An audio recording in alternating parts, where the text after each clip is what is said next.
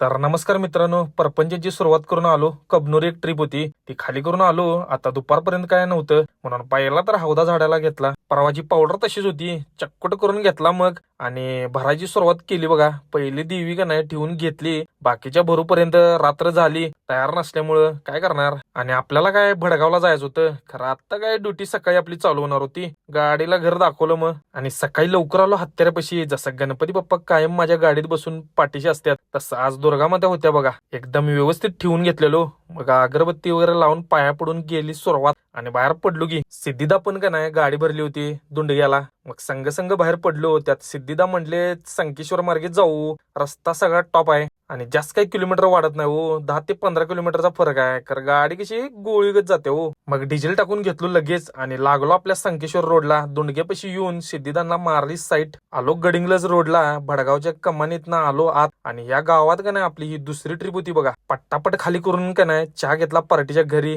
Payment घेऊन बाहेर पडलो. पुढं आपली सिद्धिदा वाटाने बघत होती. खाली करून मग सोबत बाहेर पडलो. बघूया आता जाऊन दुसरं काय नियोजन लागते काय. चला मग मित्रांनो, भेटू आता आपण नेक्स्ट व्हिडिओ मध्ये.